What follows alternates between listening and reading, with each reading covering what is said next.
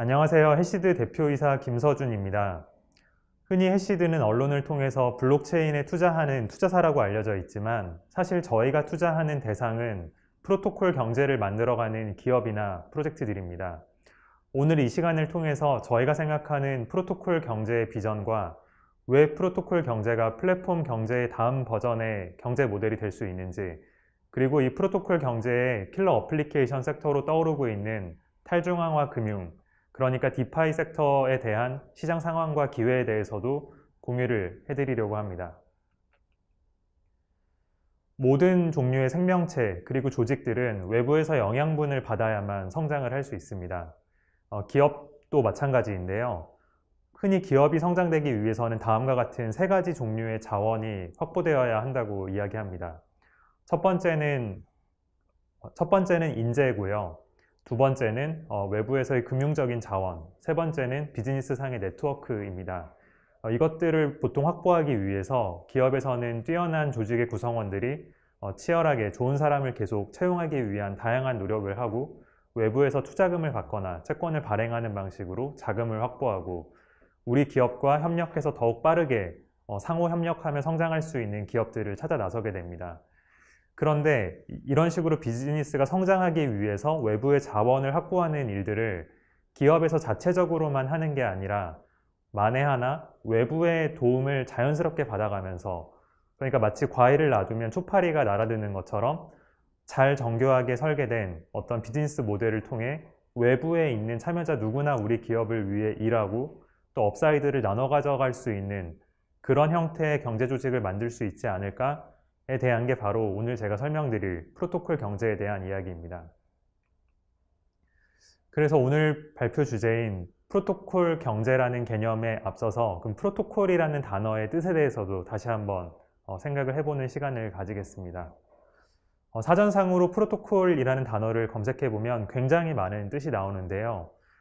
그 중에서 일단 첫 번째로 볼 수 있는 건 외교나 의전 같은 행사에서 반드시 따라야만 하는 질서에 대한 것입니다. 예를 들어서 해외에서 대통령이나 장관이 방문했을 때는 프로토콜에 따라서 어떤 순서와 행사들을 주최해야만 합니다.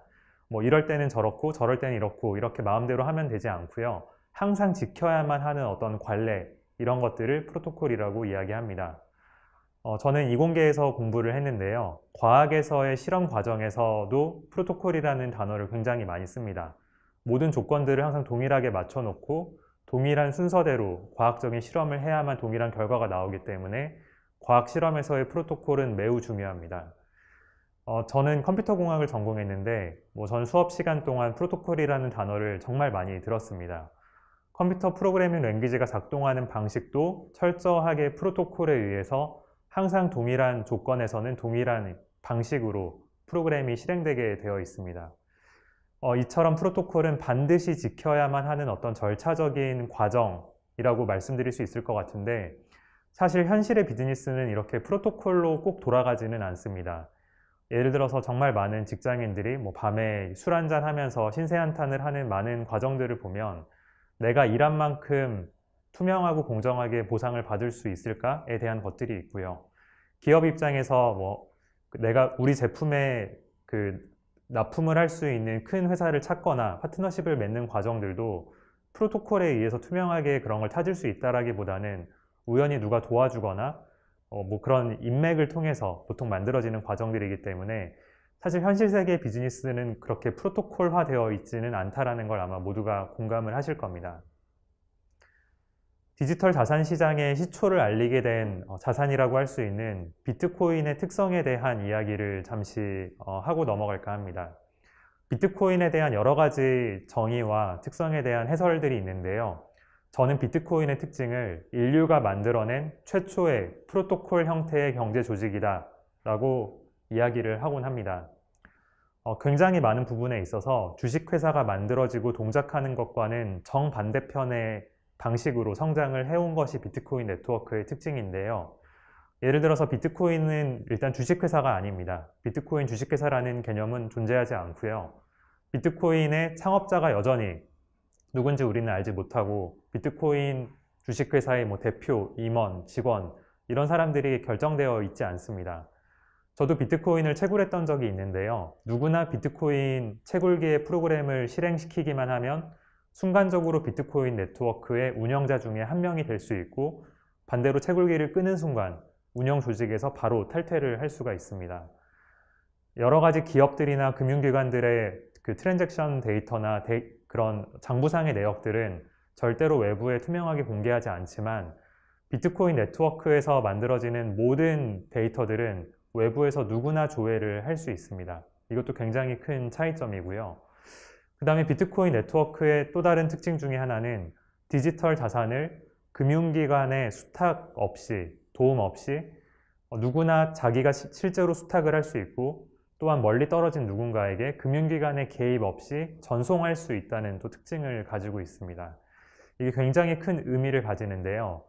현재 대한민국에서 가장 성공적인 회사로 성장하고 있는 기업 중에 하나인 카카오톡의 시작을 보면 한 건당 몇십 원씩 내면서 통신사에 내던 문자 비용을 디지털망을 통해서 공짜로 보낼 수 있는 그런 프로덕트를 만들면서 지금의 카카오톡이 시작되었는데, 마찬가지로 불과 몇 년 전까지만 해도 우리는 미국이나 유럽에 있는 친구에게 전화를 할 때 분당 몇백 원씩 내는 그런 전화선망을 통해서, 그러니까 001, 002 아니면 00700 같은 번호를 통해서만 통화를 할 수 있었었는데, 지금은 이런 문자를 보내거나 사진을 보내거나 통화를 하거나 영상 통화를 하거나 다 그냥 디지털 데이터를 그 데이터 단위로 과금하지 않고 굉장히 편하게 사용을 하고 있습니다.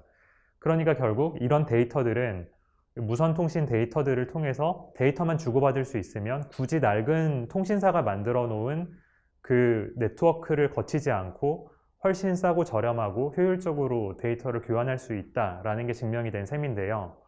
마찬가지로 이제 비트코인이 알린 것은 디지털 자산에 대해서 개방형 블록체인 네트워크 위에서 굳이 금융회사들이 만들어 놓은 네트워크를 비싼 수수료를 내거나 비싼 혹은 느린 다양한 절차들을 거치지 않고서도 굉장히 쉽게 자산을 전송하거나 보관할 수 있다라는 개념을 증명한 것이라고 생각을 합니다. 그래서 이 가치가 변동하는 비트코인 자체가 소액 결제로 적합하지는 않겠지만 이미 굉장히 많은 그 달러나 다양한 기축통화 기반의 스테이블 코인들이 유통되고 있고요. 이것을 기반으로 그 블록체인 네트워크에서 결제를 할 때 더 이상 전통적인 벤사나 피지사들의 그런 네트워크를 통하지 않고 결제를 하면서 자산을 이동시킬 수 있는 방법도 생기고 있고요.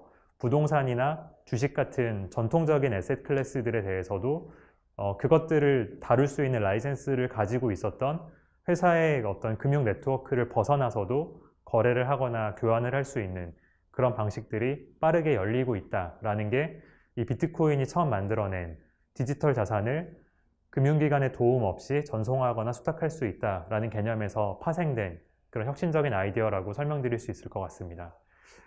그 다음에 전통적인 주식회사에서는 보상이 투명하고 공정하지 않다라는 말씀을 드리곤 했는데, 이 비트코인 네트워크에서는 내가 정확하게 기여한 만큼만 보상을 받습니다.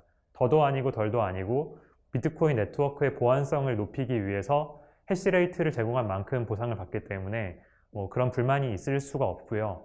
마지막으로 이런 보상이 원화나 달러와 같은 기축통화로 들어오는 게 아니라 이 비트코인 네트워크 자체의 주식이라고 할 수 있는 비트코인 그 자체로 보상을 받기 때문에 마치 초기 스타트업에 합류해서 스탁옵션을 받아서 회사가 크게 성장하면 부자가 될 수 있는 것처럼 비트코인 네트워크에서 초기부터 기여를 했던 초기 채굴자들은 지금 어마어마한 그런 부를 누리는 그런 결과에 이르르고 있습니다.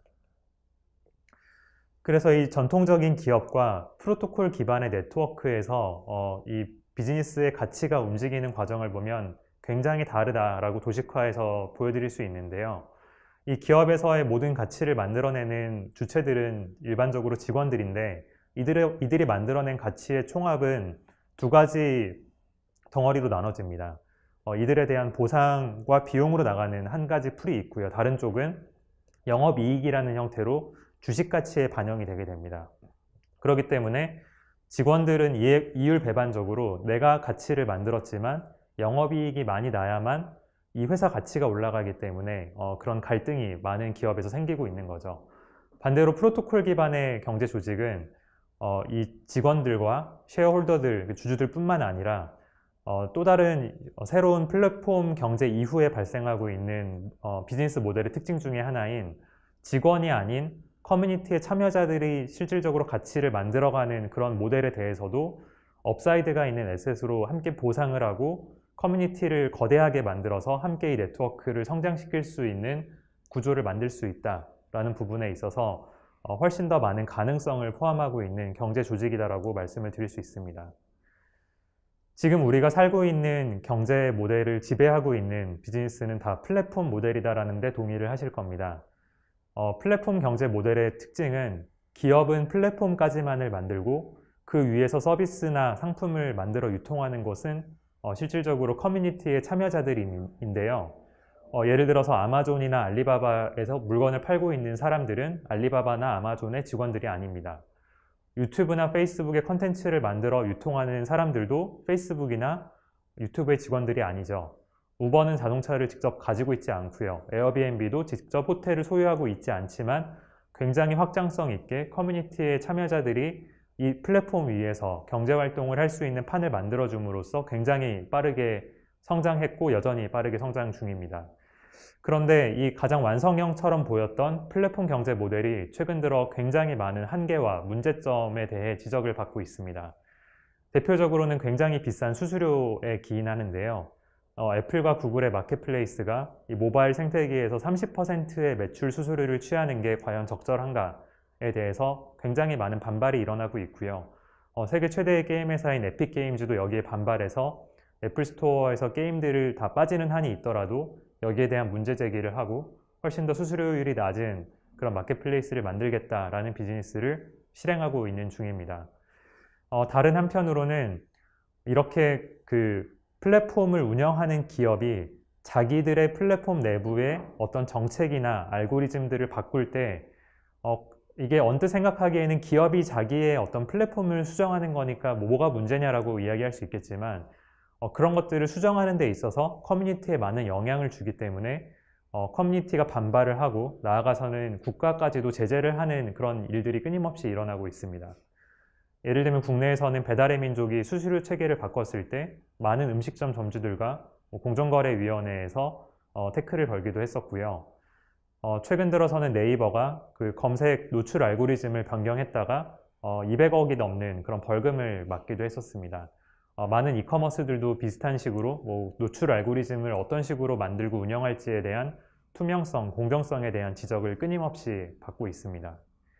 그런 것들을 결국 바꾸는 상황에 있어서 커뮤니티의 합의를 받고 좀 더 공정한 방식으로 함께 고민해 갈 수 있는 새로운 형태의 거버넌스가 필요하다라는 것들을 플랫폼 기업들이 점차 느껴가는 중이고요.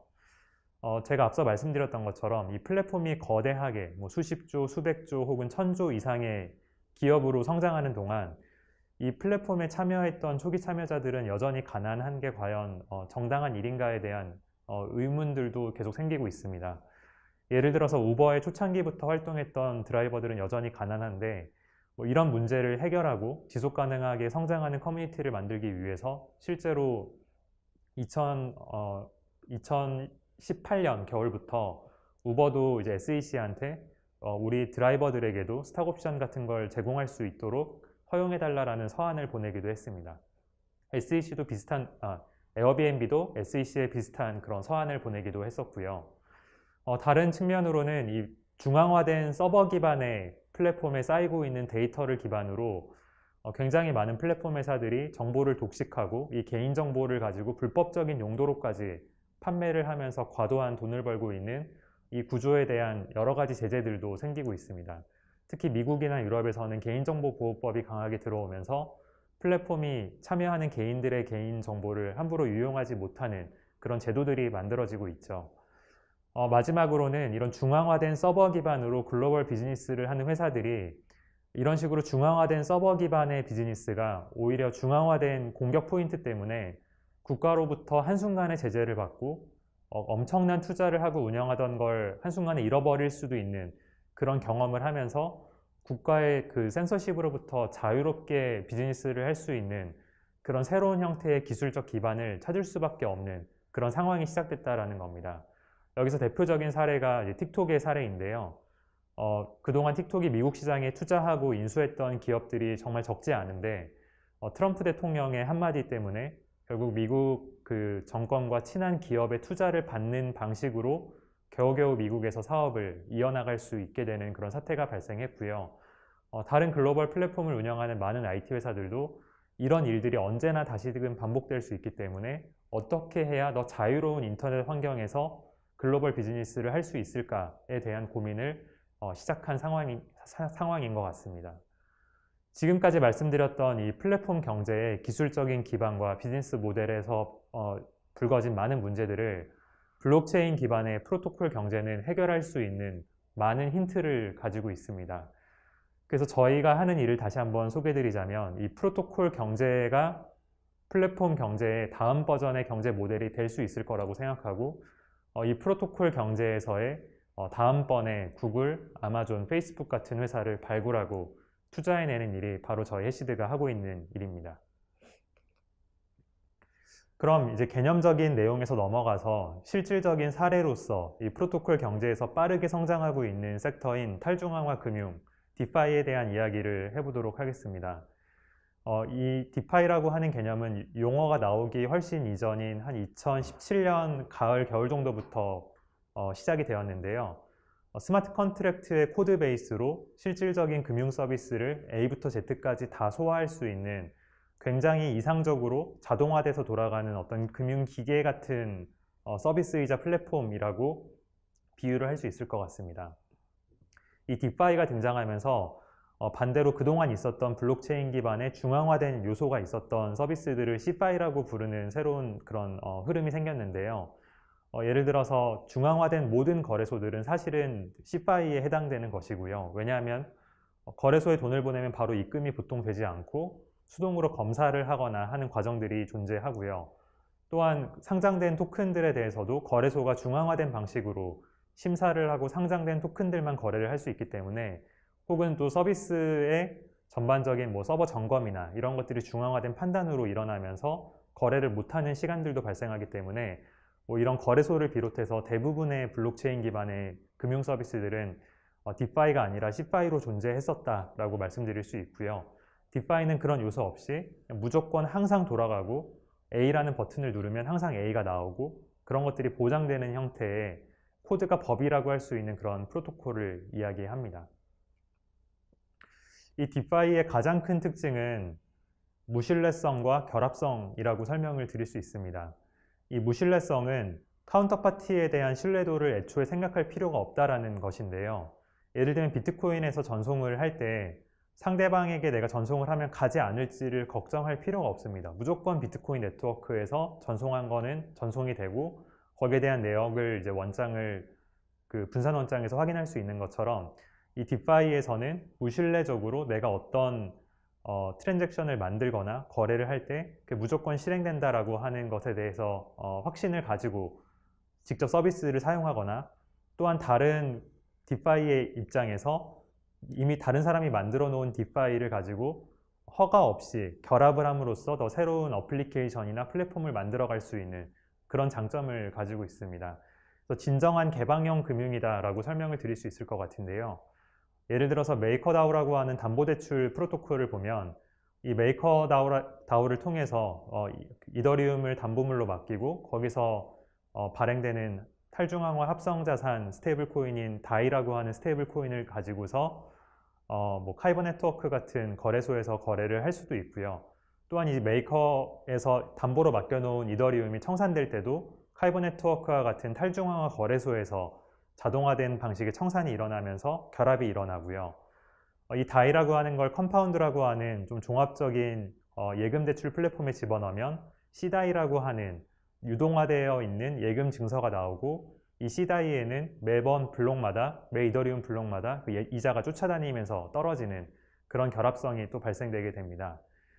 DYDX라고 하는 탈중앙화된 방식으로 마진 5배까지 그 롱이나 숏을 칠 수 있는 프로토콜에서도 다이를 집어넣어서 이더리움에 대한 롱이나 숏 포지션을 취할 수가 있고요.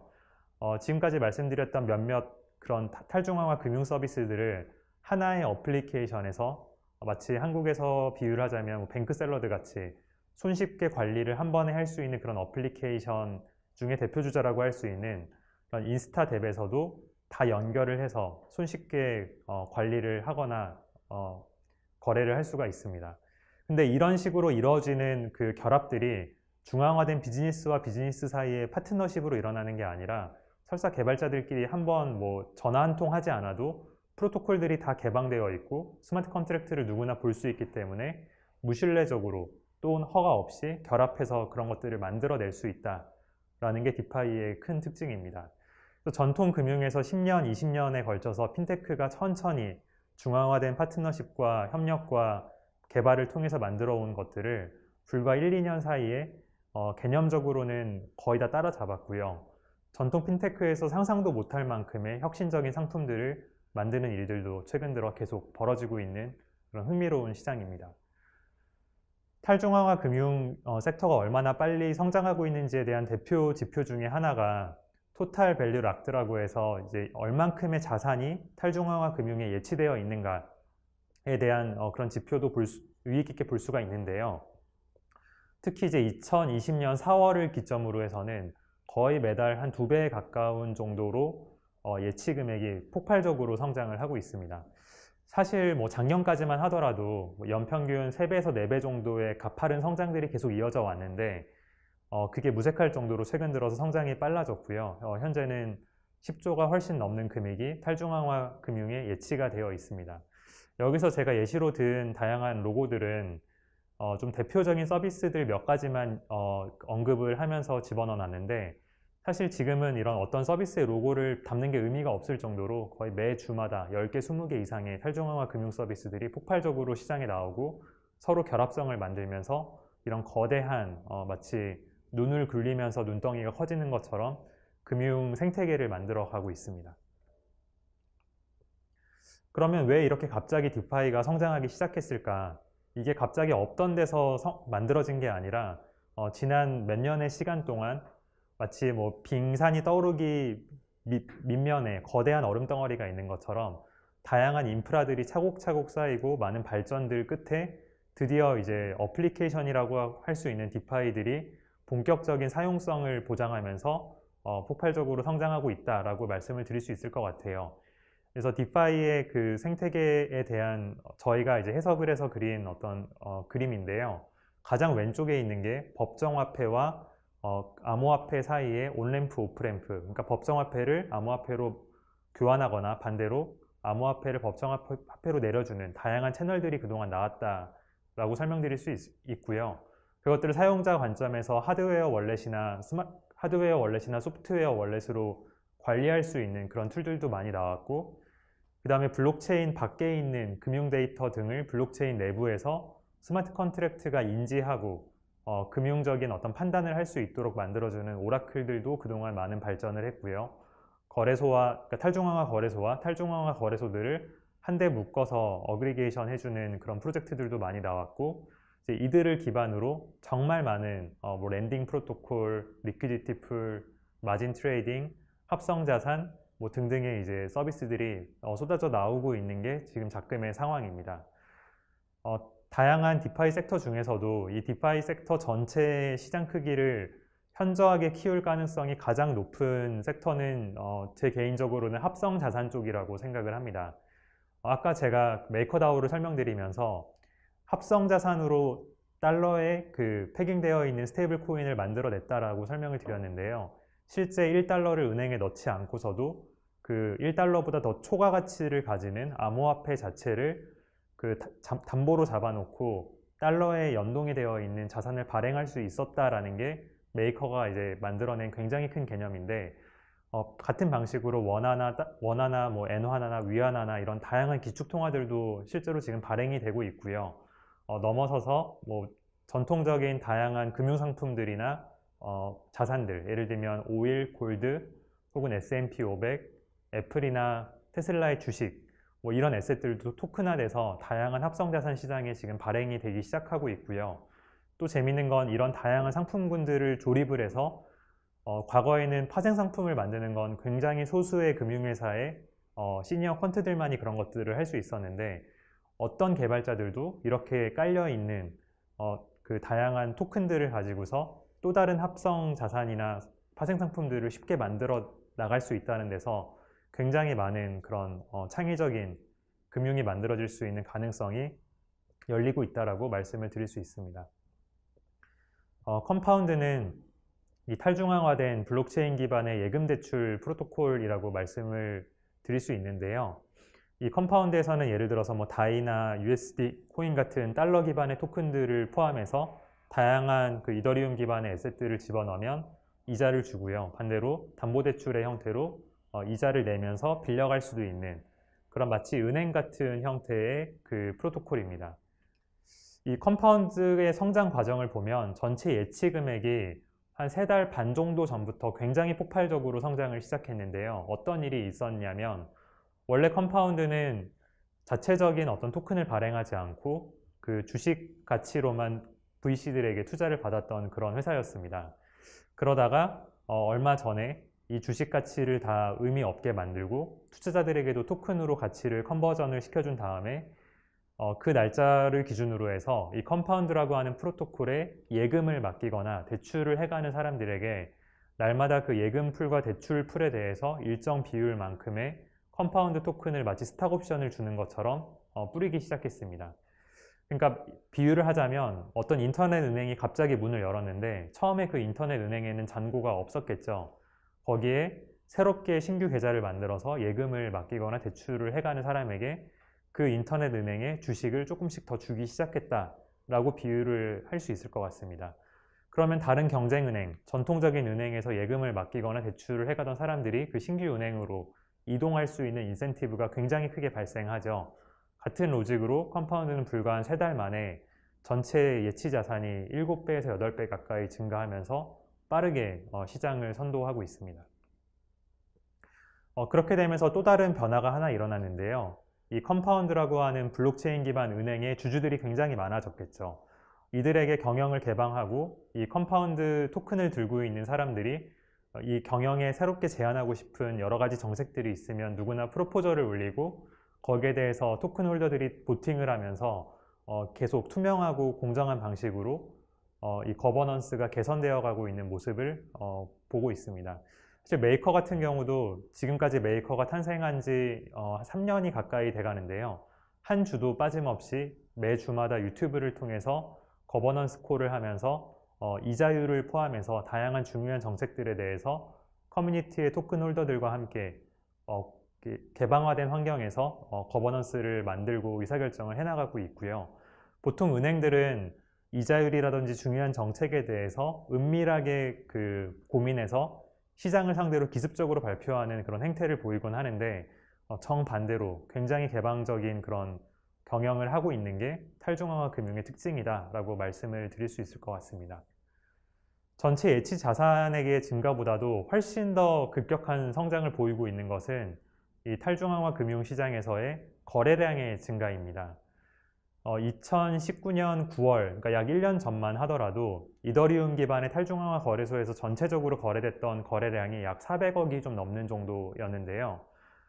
지난달 기준으로, 그러니까 2020년 9월 달 기준으로 20조가 훨씬 넘는 금액이 이더리움 기반의 탈중앙화 거래소에서 거래가 됐습니다. 그러니까 적게 잡아도 500배가 훨씬 넘는 거래량이 1년 사이에 성장할 정도로 어마어마한 폭발적인 성장을 보이고 있는데요.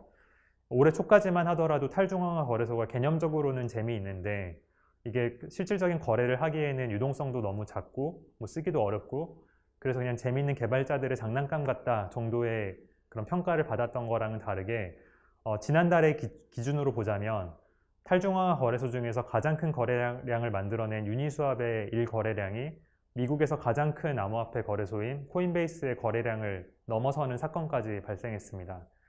코인베이스의 직원이 200~300명이 넘어가는 규모고요. 투자 금액을 1000억보다 훨씬 더 많이 받았고 반대로 유니스왑의 경우에는 토큰 발행 직전에 100억 정도를 투자받았던 걸 제외하면 투자금이 10억대에 머물렀었고요.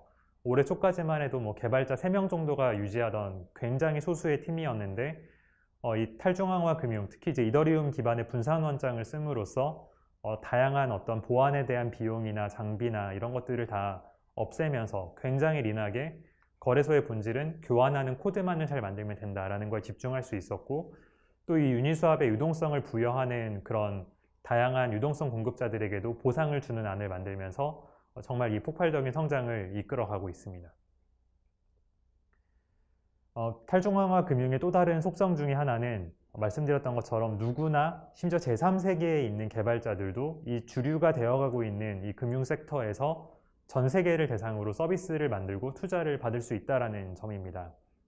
2019년 가을에 인스타뎁이라고 하는 이 다양한 탈중앙화 금융 서비스를 한데 모아서 쓸 수 있도록 도와주는 이 종합적인 서비스인 인스타뎁을 만든 창업자가 인도의 21살, 19살짜리 형제였는데요. 전통적인 금융에서는 이런 인도에 있는 굉장히 젊은 개발자들이 어떤 전통 금융시장에서 핀테크 서비스를 만들어서 글로벌하게 유통을 한다, 이런 건 아마 거의 불가능할 겁니다. 블록체인에서는 이런 게 가능하다라는 굉장히 큰 매력이 있는 거고요. 뭐 인도뿐만이 아니라 동남아나 뭐 남미에서도 실력 있는 개발자들이 이 시장으로 이런 제약 없이 누구나 개방된 환경의 금융을 만들 수 있다는 장점 때문에 빠르게 뛰어들고 있습니다. 인스타뎁에서는 말씀을 드렸던 것처럼 굉장히 다양한 이더리움 기반의 토큰들을 한데 묶어서 관리를 할 수 있고요. 메이커랑 컴파운드 같은 다양한 대출 서비스들에 대한 이자율 같은 것들도 통합적으로 관리가 됩니다. 그러니까 제가 더 비싸게 이자를 내고 쓰고 있던 플랫폼에서 다른 플랫폼으로 뭐 클릭 한 번만 하면 대환 대출을 해주는 이런 기능까지 제공을 하면서 빠르게 성장을 해왔습니다. 디파이에서 거래되고 있는 에셋들은 현재 암호화 자산과 그다음에 USDT, USDC 같은 스테이블 코인들이 위주인데요. 여기에서 골드나 오일 같은 전통적인 상품들, 그 다음에 증권형 그 토큰들, 실제로 이제 주식 가치를 가지는 다양한 상품들이 빠르게 지금 디파이로 올라오고 있는 중이고요. 그 다음에 다양한 또 유틸리티 토큰들과 그 다음에 정말 그 새로운 비즈니스를 만들 거라고 저희가 기대하고 있는 게임 아이템들까지도 디파이에 올라오면서 점점 더 복잡하고 또 그 실질적인 가치를 만들어낼 수 있는 그런 플랫폼으로 진화를 하고 있습니다. 이런 디파이와 함께 미래의 금융 환경이 어떻게 변할지에 대해서 저희가 생각해본 몇 가지 시나리오를 가볍게 말씀을 드리고자 합니다. 그래서 전통적인 금융기관에 보관되고 있었던 자산들, 예를 들면 뭐 부동산 증권이나 뭐 주식, 뭐 아니면 예금 혹은 대출, 그런 것들은 절대로 이제 디지털 자산 시장이랑은 섞이지 않고 떨어져 있었고요. 반대로 뭐 게임 아이템, 데이터, 토큰 이런 것들은 탈중앙화 금융이나 블록체인 시장을 기반으로 점점 더 가치들이 쌓이고 있는데, 이 두 가지 떨어져 있던 자산 시장이 지금 하나로 합쳐지고 있는 길목이다 라고 말씀드릴 수 있을 것 같고요. 그래서 이런 것들을 한데 묶어서 단일 플랫폼에서 모든 자산들을 관리하고 교환하고 뭐 해칭을 하고 담보대출을 빌리고 이런 식의 사용성들이 개인 고객들에게 공급되는 그런 금융 플랫폼들이 등장할 거다라고 생각을 합니다. 나아가서 이 디파이의 가장 큰 또 특징 중에 하나는 굉장히 맞춤화된 상품들을 만들 수 있다는 건데요. 이 금융 상품들을 만들고 플랫폼을 만드는 API들이 다 개방이 되어 있고, 또 개인들의 금융 데이터 자체도 블록체인에 연결해서 개방시켜서 조합을 할 경우에는 전통적인 금융이 맞춤형으로 제공하지 못했던 정말 그 특정 개인만을 위한 다양한 상품들도 만들어져서 유통이 될 수 있을 것이라고 기대를 하고 있습니다. 이제 2020년이 끝나가고 있는데요. 2021년부터는 본격적으로 매스 어덥션이 확산되는 그런 시기가 될 것이라고 생각을 합니다.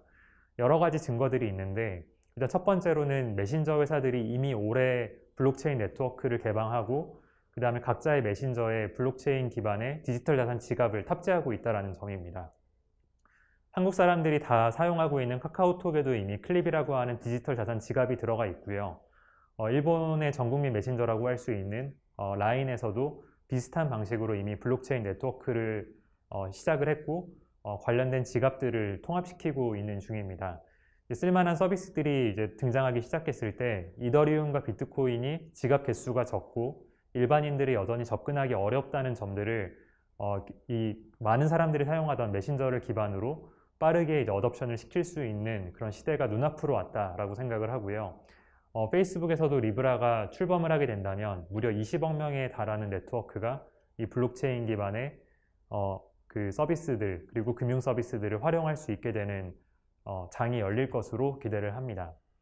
이미 은행을 비롯한 전통적인 금융기관들은 빠르게 이 디지털 자산과 암호화폐에 플러그인 되고 있습니다. JP모건과 체이스 같은 미국의 대형 은행들이 이미 비트코인을 수탁하기 위한 인프라를 만들고 있는 중이고요. 얼마 전에는 미국의 OCC가 미국에 있는 모든 은행들이 비트코인을 포함한 디지털 자산을 수탁해도 된다라고 하는 가이드라인을 발표하기도 했습니다. 미국의 주요 거래소인 크라켄은 사실상 은행 라이센스와 동일한 정도 수준의 라이센스를 획득하면서 전통적인 은행업에 진출할 수 있는 교두보를 마련하기도 했고요. 한국에서도 KB금융그룹을 비롯해서 굉장히 많은 그 금융권 회사들이 그 디지털 자산을 다루기 위한 그 커스터디나 다양한 금융 서비스에 대한 연구와 개발을 박차를 가하고 있습니다. 저희 해시드 입장에서는 KB금융그룹과 함께 다양한 스터디를 하면서 디지털 자산 플랫폼을 개발하고 있는 중입니다. 저희가 바라보고 있는 미래는 개방화된 경제에서 마찰 없이 참여자들이 협업하고 업사이드가 있는 에셋을 함께 나눠 가지면서 성장할 수 있는 그런 식의 경제를 기대를 합니다.